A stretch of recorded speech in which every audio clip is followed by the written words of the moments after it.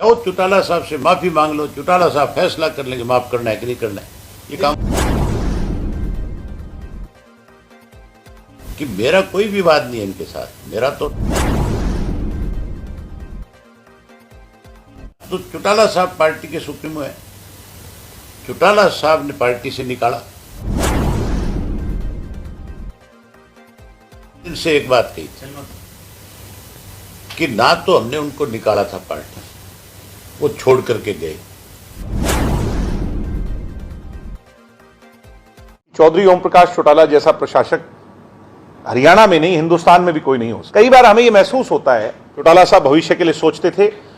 Indian National Lokdal party और जननायक जनता party के बीच भले ही 36 का आंकड़ा रहा हो, लेकिन अब पिछले कुछ समय से दोनों दल एकजुट होने का प्रयास कर रहे हैं। और यही नहीं, दोनों दल के नेताओं के द्वारा बयान भी दिए जा रहे हैं। यानी कि जिस अभय सिंह चौटाला और दुष्यंत चौटाला के बीच 2018 के बाद से लगातार 36 का आंकड़ा था, वो विधानसभा के शीतकालीन सत्र तक सीमित रह गया। और विधानसभा के शीतकालीन सत्र में अभय सिंह चौटाला ने गठबंधन में जजपा भाजपा के सहयोगी होने के बावजूद भाजपा को पूरी तरह से टारगेट किया, दुष्यंत चौटाला पर सॉफ्ट कॉर्नर रखा।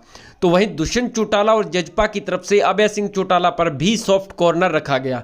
लेकिन उसके बाद सोशल मीडिया में जैसे ही खबरें उड़ने लगीं कि दोनों दल एक होने के प्रयास में हैं, एक हो सकते हैं, गठबंधन की जो उसकी मजबूरी को भांपते हुए तुरंत ही अभय सिंह चौटाला और दुष्यंत चौटाला दोनों एक दूसरे पर धीरे धीरे फिर से आरोप लगाने लग गए।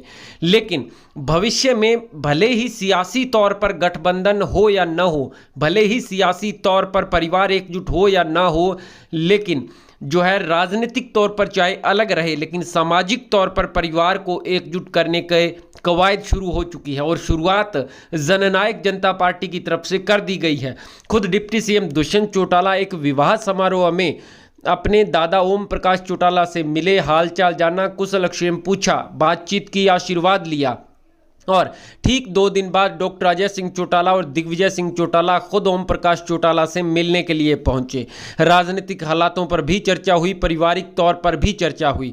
और बताया जा रहा है कि मार्च महीने के अंदर दिग्विजय सिंह चौटाला की शादी है, जिसको लेकर के निमंत्रण पत्र देने और उनका आशीर्वाद लेने के लिए डॉक्टर अजय सिंह चौटाला और दिग्विजय सिंह चौटाला पहुंचे थे।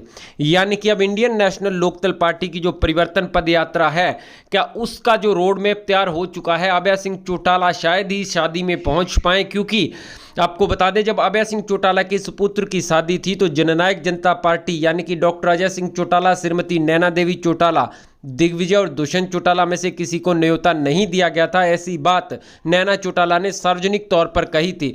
लेकिन अब जजपा की तरफ से invitation Indian National Lokdal party को दे दिया गया है।